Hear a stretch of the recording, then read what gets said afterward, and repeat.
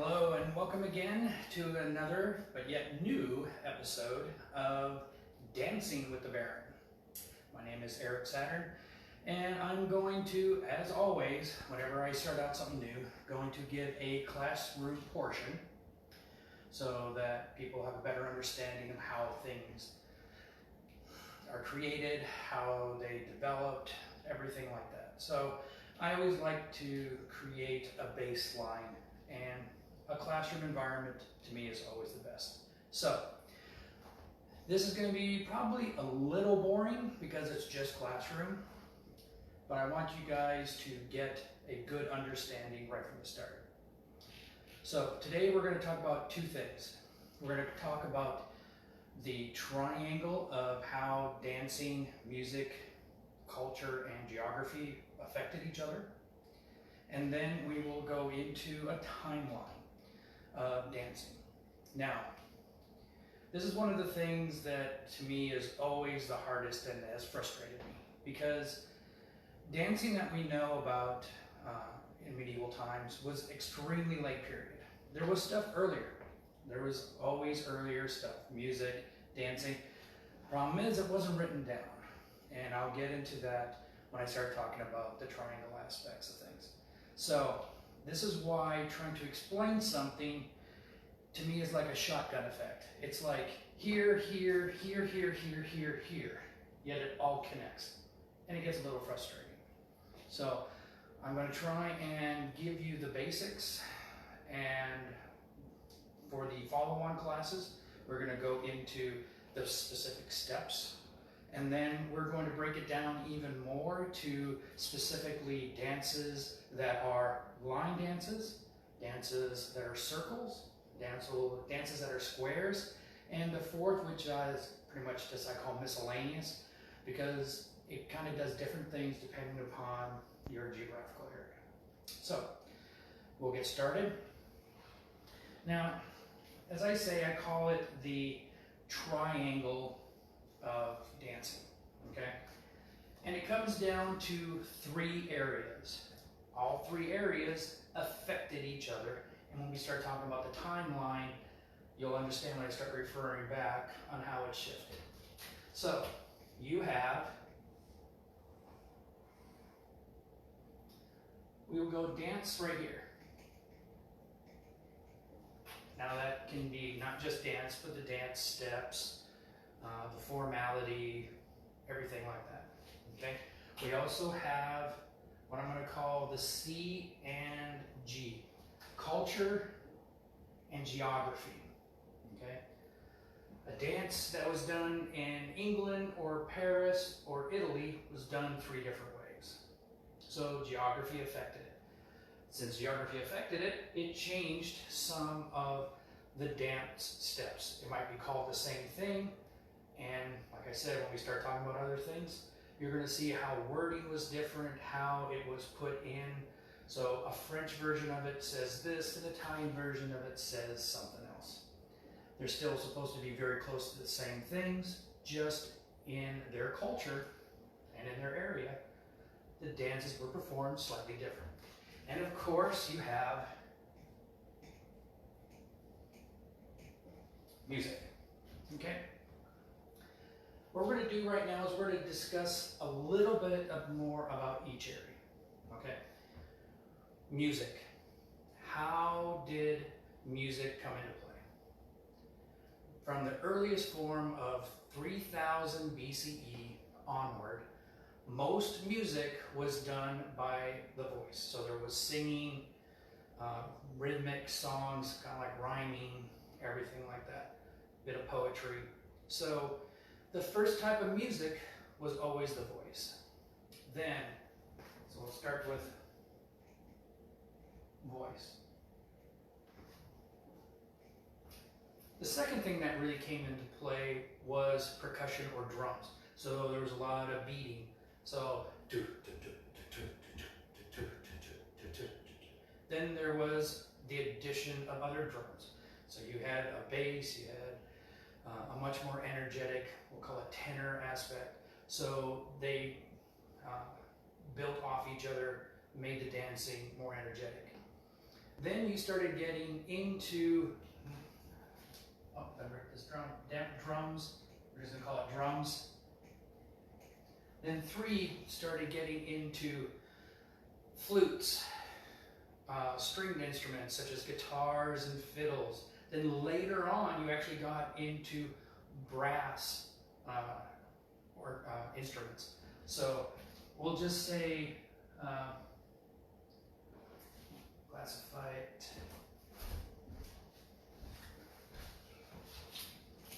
By saying wind instruments, W, stringed instruments, and what is it when you? We'll just call it brass instruments. So everything started building on. So once you started getting into later periods, you had more instruments. The music was actually written down, things like that. So that's a basic aspect on some of the understandings of music. We'll get into a little bit more on each thing once we start getting into the timeline. Culture and geography. Now, like I said, a dance that was done in England was probably done in Italy, and of course, probably France. Okay? Now, you also have things like Germany. Now, they might have created a dance, and then that transitioned to France, and then to Italy. Now, what I'm saying here is, well, kind of a big jump from England to Italy to France. So it's more like England, France to Italy. Music shifted, okay? Now, one of the things that occurred on that was later on, after, even before and during the time when words and music was starting to be written down, even before that, they used to have traveling groups, troubadours and things like that. And they would go and they would sing a song, and as they would go from Germany, they would sing it in German. Then they would translate it into Italian. Well, the German rhyme or beat for the song that they were singing probably didn't match, so they would change the music to match that culture or match the geography. Now, one of the other interesting things about culture, like I said, when we get into the timeline, this is why I said it kind of shoots everywhere. Things bounce back and forth on each other. One of the things you need to understand is there's always been English country dances, but then you also hear about court dances, okay? So as I call it, the C&C,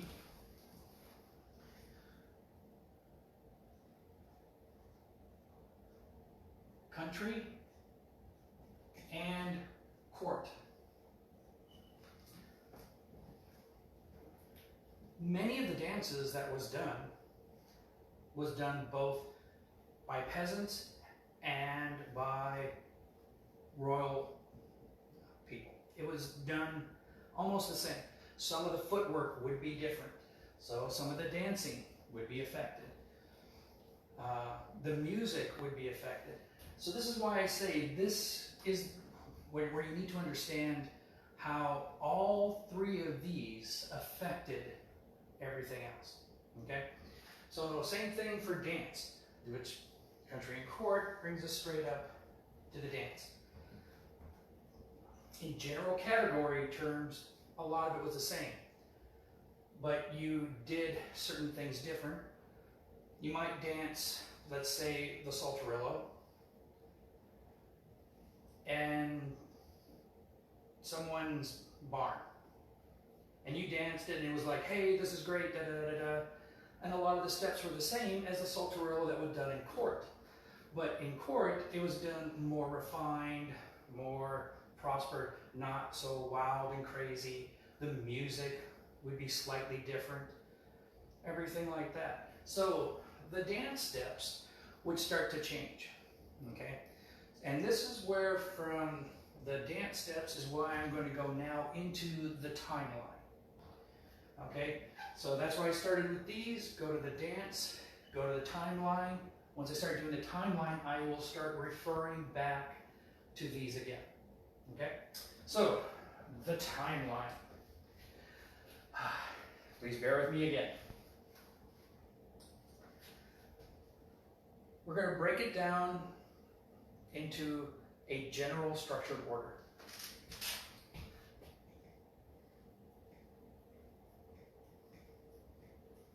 Chorals or carols. And again, with the culture and geography, you're going to have different words that are going to be spelled differently, whether they're done in a French form, a German form, an Italian form. There's going to be many different ways of writing choral or carol or anything like that, but they're all the same thing. So try not to get hung up on that, okay?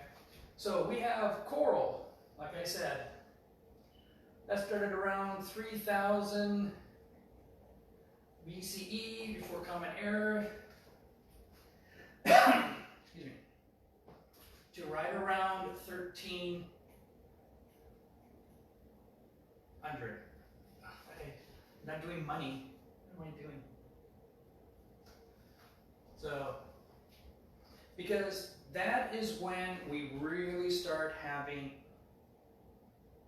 really formatted, really understanding of music, not just dancing and music that was done and was never recorded and is lost to history. So that's why it goes to this point.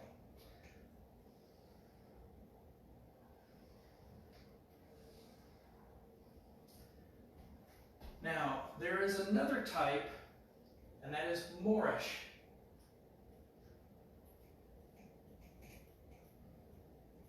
Which starts around the same time period and continues through the timeline that we're going to be talking about. Okay? So, the way dancing worked, pertaining to both dancing and music, was that they started creating what was known as suites. Okay? Suites were a dance and a dance put together. So it's like a suit, a pair, or a suite, as they call it. So they were broken down into two categories. Okay, the low, and sorry if I'm writing really small, low and high, or hoot, H-A-U-T-E, which means high, okay? So there was a low dance paired with a high dance. A low dance, for example, which the first two that we're going to talk about, is going to be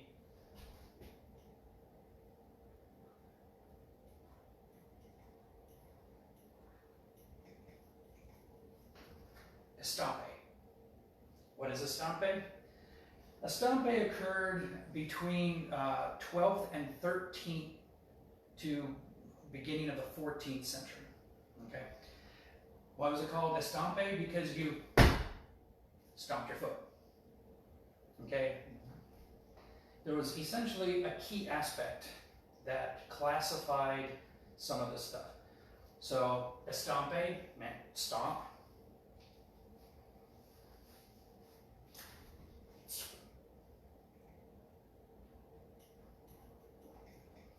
And that was a low one. Now, as with everything, the low category is classified as two aspects. Low as in low class people, but also low steps. So it was like, but the funny thing is, high class people did the low steps too.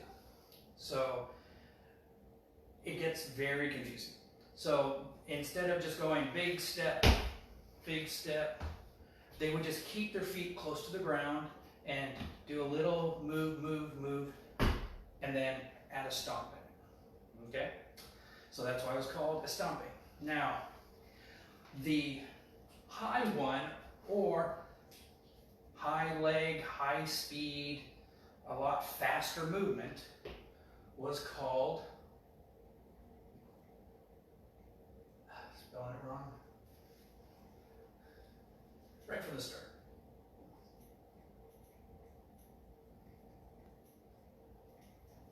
Saltarello, okay? This was done a little bit later, so more around the 14th to 15th century.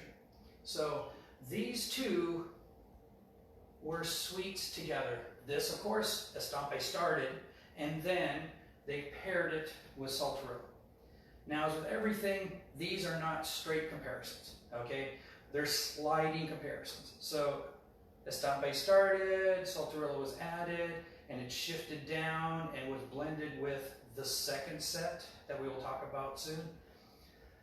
But I want you to understand that they were suites. They were paired together.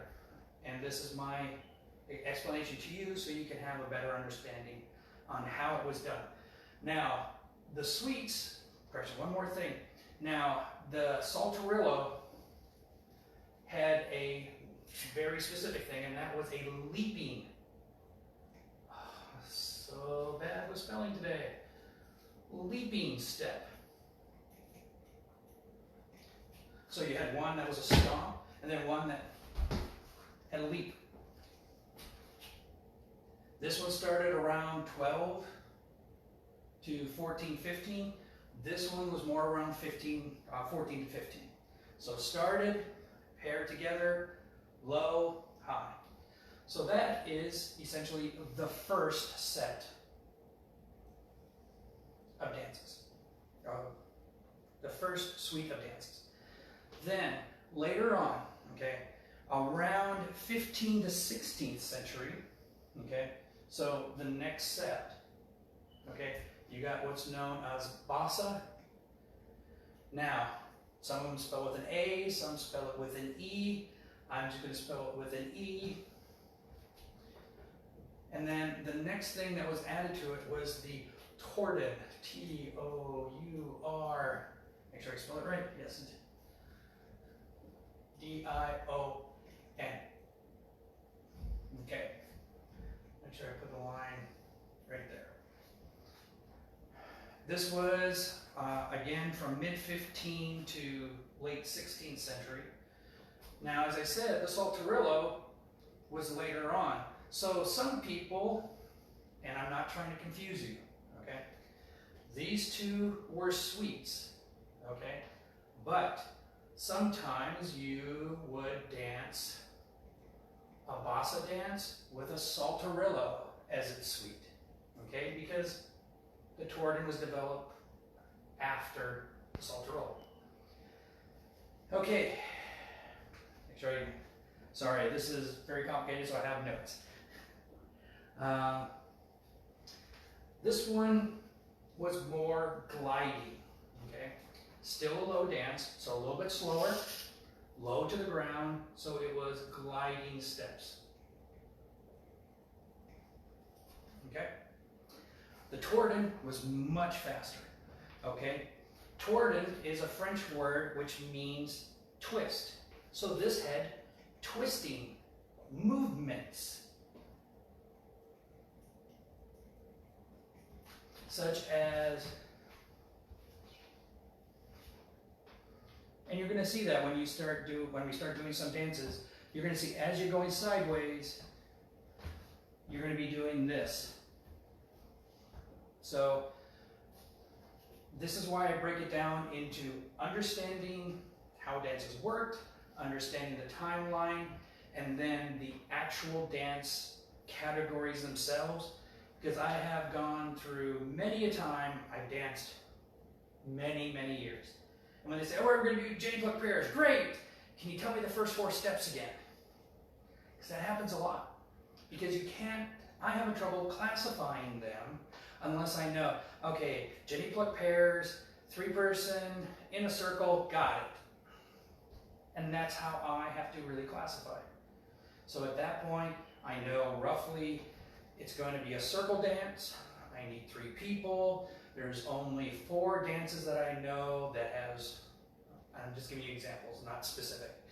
So those 4 dances, and I know it's not this one, it's not this one, and okay, I know what it is.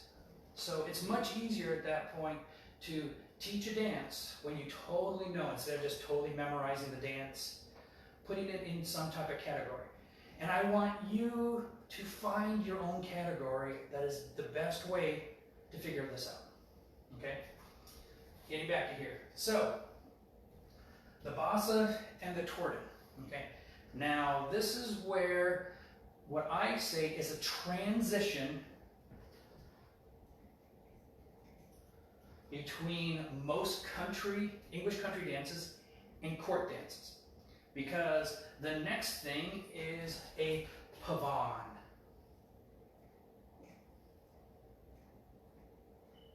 Sometimes it's a double N, sometimes there's an E. Like I said, different spelling, different area, don't worry about it.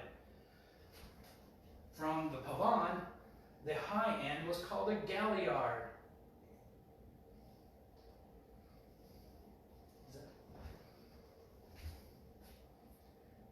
I'm really bad with my eyesight today.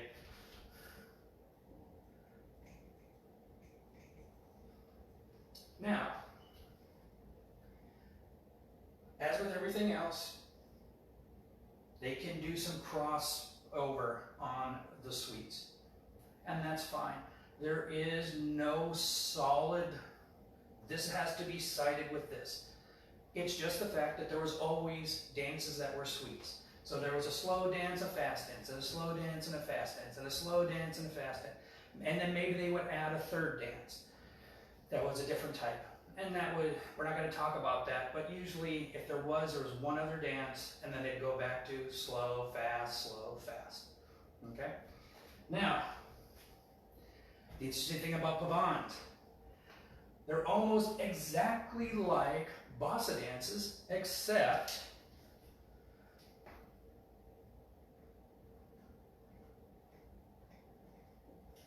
they have a march step added at the beginning, okay?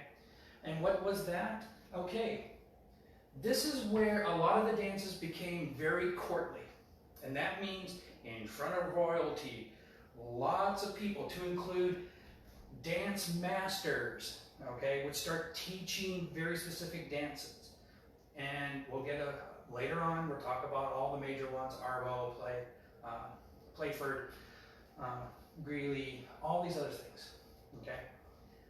So, when we start doing this, we now start changing the dances. So now it's like, well, wait a minute. Did pavanes really occur with English country? Maybe a few. Maybe some of them learned it from someone and they say, hey, let's add this. A lot of the documentation is not there because very, very little documentation exists. Like I said, this is one of the things that bothers me the most because it is so hard to find and the stuff that's there is very limited. So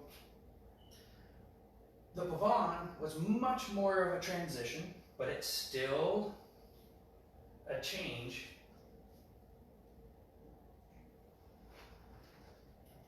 But it's very similar to these two.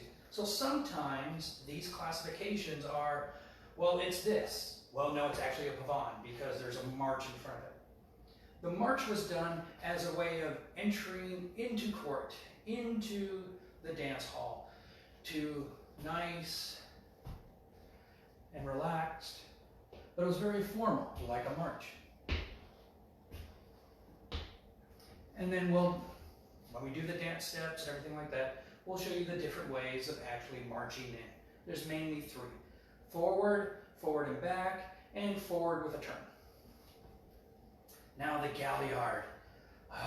This is so exhausting because it is a lot of energy, it's a lot of movement, and don't expect everyone to dance the same way.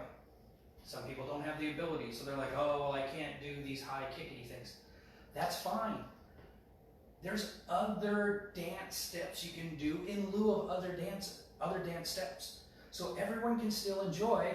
It might not just all look the exact same, and that's fine. That's the whole purpose, is for everyone to enjoy themselves, do what they can, enjoy the dances that they can. It works out great. Now, here's a couple other interesting things about the Galliard, okay? It was usually very much of a 5-step process, okay? But those 5 steps, like I said, could be different 5 steps. It could be, okay, we're gonna do this, we're gonna do this, and then I'm going to do a high 3 kick, kick, kick. And someone like, I can't do that, so what I'll do is I'll do a sway, a sway, a sway, and then I'll do the next step. So it was more of a formalized, but also kind of an impromptu thing, because it was such an energetic dance. It was very much changeable to whoever was dancing. Now, later on, there was kind of very much of a series of dances called, make sure I spell it right again,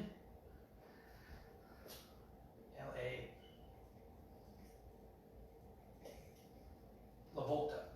Okay, La Volta is essentially where instead of just you're going twisting back and forth, you're actually taking an opponent and might be lifting them and turning them, but these were very much turns. So it went from twisting to full turns. One person, mostly it was the women that turned, okay? But this allowed the ability to add another element. Because it was very energetic, it gave people another level of dancing. Now, the last set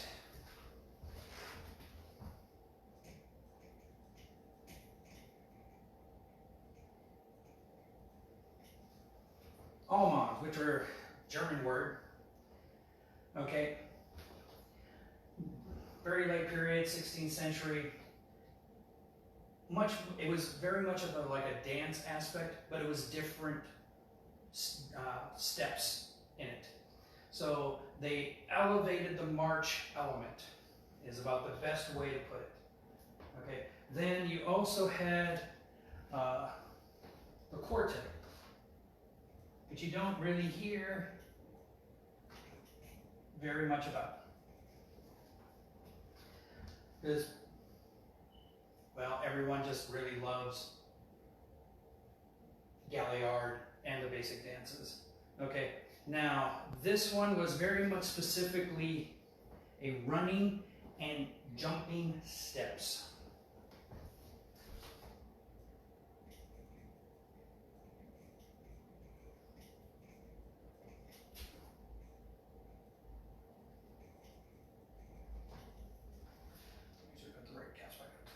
Now, as you can see, the transition is a little bit more understandable at this point. So you went from, well, just go straight with the high. So you went from leaping, which was essentially the opposite of stomping, low to high, and then all of a sudden you added twisting into it. Then you added a lot of turns and different foot movements. Then you ended with a lot of running and jumping.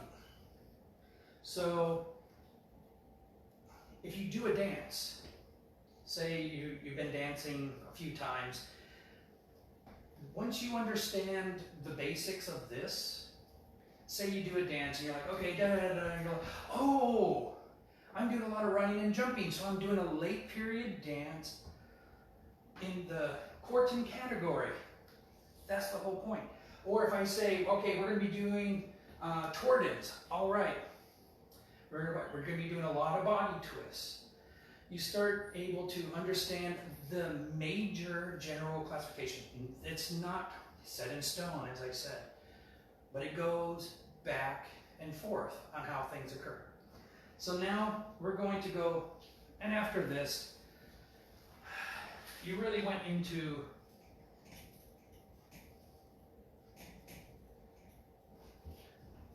waltzes, can't spell it right, and ballet. I know I'm spelling it wrong. I'm just going to erase it right now so I don't look so totally bad. But this is what we know about. And like I said, it starts from 12th century. We are much, much earlier than that. Okay? I haven't even talked about Russian, Polish, Egyptian. I cannot find anything on Egyptian. So if someone has some Egyptian, medieval, dance, literature, documentation, please send it to me. I would love to do some research on that. Moorish is going to be more of the single individual stuff, like sword dances, egg dances, mostly group dances like all guys, all girls.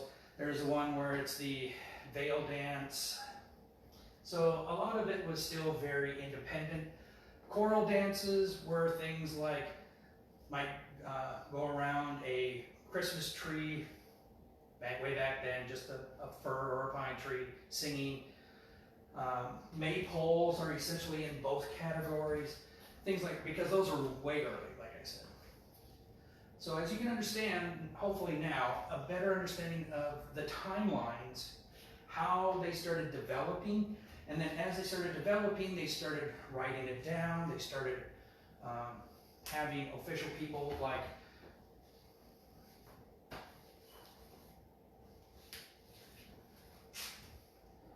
dance masters,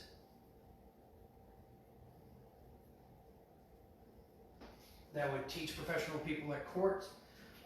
Later on, we'll also talk about a thing called the Inns of Courts, which was very much situated from mid-15 to 1600. Very structured dance masters that taught pretty much 8 main dances. Then they'd change them up. There'd be some variations. But for over 100 years, they were taught these dances as a way of putting someone who was trying to be a lawyer into the next level of professional and social status. So we're just going to do Inns of Courts.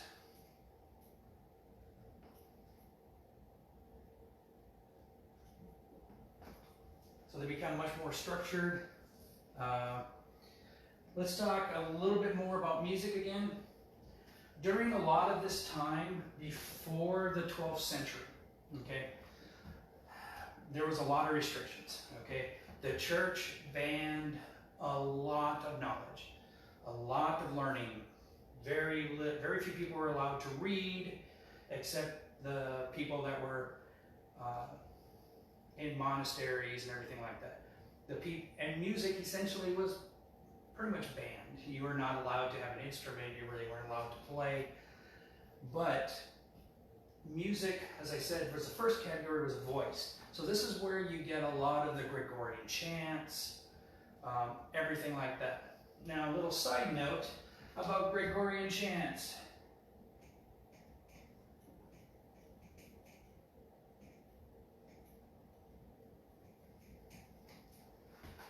They actually did 2 very interesting things that we still do today. Okay, put them over here in this category. One was they did rounds.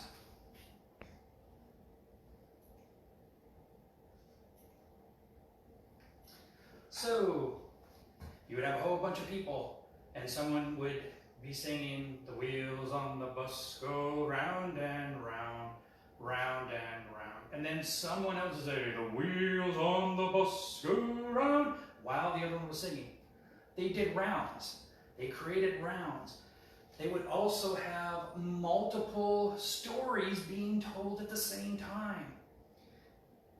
One of the classifications is one person would say the story of shepherds in a field, and then someone would have a story about the flooding of some river. And they would be going on at the same time. So what was that?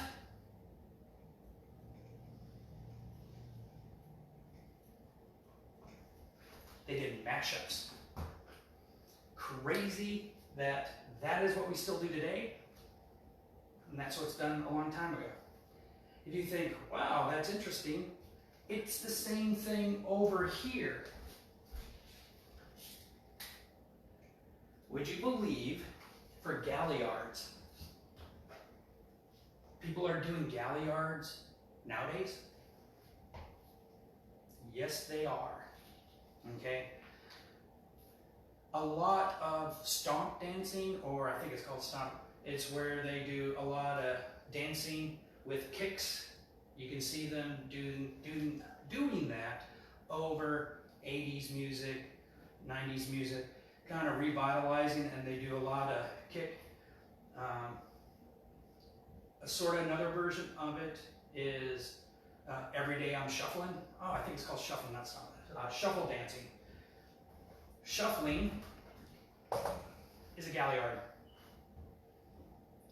Go look at Galliard steps on YouTube. Go look at shuffle dancing on YouTube. Keep the music on one, watch the other. Of course, the beats are going to be a little bit different, but it's the same type of dancing. So shuffle dancing is today's Galliard. I think it's awesome.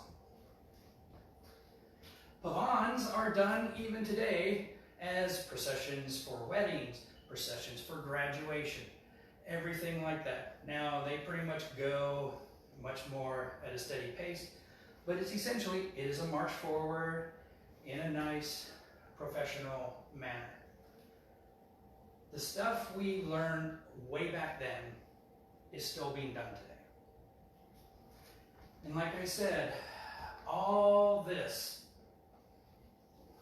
is kind of like I said, all over the place, because there's no straight documentation to do a direct correlation. So whenever you do these, like I said, I'm starting this to give you a general history background on how it is. And then you might go, don't care. And that's fine. Don't care, that's fine. When I do the next set of stuff, I will show you how to do this, and then the next one will be another set, and you'll be like, oh, I didn't get the first two, but I understand the third. That is what I'm getting at, okay? I'm trying to break it down into different areas so that people will be able to find a way to understand and relate more. All right, so we talked about how culture changed from English country and court dances, where court dances really became really affected here. English country still was mostly up here. One would still kind of relate to the other from low to high. Like I said, from the bossa dance, a lot of people still relate it more to Saltarello because that is what they've been dancing, and that's fine. There is no right or wrong, okay? This is one of the things that bothers me the most. Oh, well, you can't do it like this, and you must do it like this. And it's like, wait, okay, first of all, there's so little documentation. You cannot tell me there's only one way of doing this. There is so much that was done for hundreds and hundreds of years that you can't tell me that they might not have created a new dance step, been forgot for 300 years, and now all of a sudden, hey, we're doing it again. Well, you can't prove that that dance didn't exist, and you can't prove that it didn't. The whole point is to find something and have fun with it. And dancing can be one of the most fun things you can do. But like I said, the thing that bothers me the most about this is it's so hard to find a solid base of information. But that's also the funnest part about this, is that there is just the basic and everything else is what you make it. And I want you guys to make your dances. Make them modern. Add a little bit of modern music, okay? There's a lot of dances we'll talk about that have been modernized. One of the dances was the Black Almond. Okay, Black Almond dance. All right, down here. Nice, formal, everything like that. I changed the music to the theme for Mortal Kombat. So we changed it to the Mortal Kombat Almond, and it is energetic. You get done, everyone is sweating. but it is so incredible because there is a lot of running, not a lot of jumping, but a lot of twisting. Okay? So make it fun. Find the way that works for you.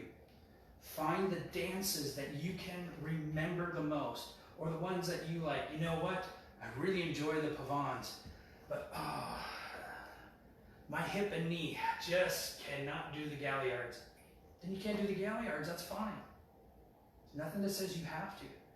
The best thing about this is you can find the dances that you want. You can create new dances that you want. You can go back, and there is late period music you can find that no one's put a dance to. Find the music, create, I want to do an Almond, find the steps, and then make a new dance. I did that earlier this year. I took an existing dance that I did not really enjoy because to me it's a very boring dance. And I changed it to a more, not modern, but an easier dance that has a variation, okay? So it was called the Torch Bronzel or Torch Brawl, and I changed it into the Candle Pavan. And that'll be one of the dances that I will teach you guys later, where it went from this, and I changed it to this, to make it easier for people to try it. It's also a way of breaking off from your partner, finding someone new, so you become a nice little social, cultural aspect of, hey, you know what, this is your first time, this is a very easy dance, come with me, we'll just do these dance steps, they're very easy, and you can have a good time. So,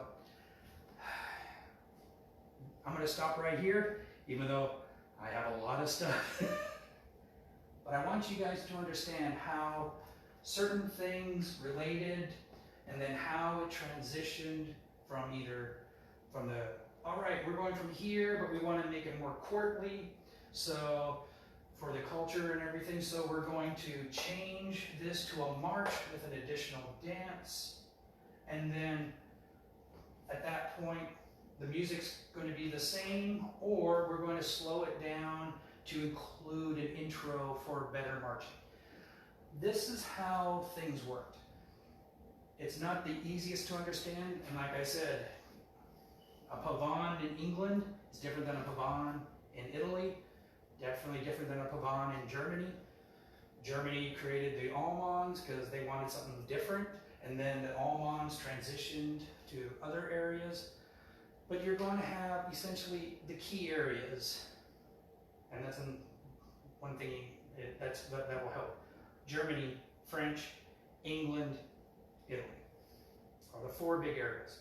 Like I said, I'm not going to go into Russia or Poland or Egypt or Spain or Central America. Don't have any information on Central America. So, but we'll stop right here right now. The next class is going to be on the specific steps. Sorry, it's really hot out today. If I've been sweating and you're like, oh, I'm sorry about that. But I hope you enjoyed this. I hope you keep on checking my dance stuff out. This is going to go for a while, so please keep these recorded. Hopefully you can use them to teach new people, or at least if you're not sure how to instruct something, maybe this will give you an idea of, hey, you know what? I'm just going to focus on the pavans, and we're just going to teach pavans for the first 3 months. That's great. You're getting people out there, you're getting people to have fun, and dancing is so much fun. So, I want to thank you very much, and I hope everyone has a good Monday.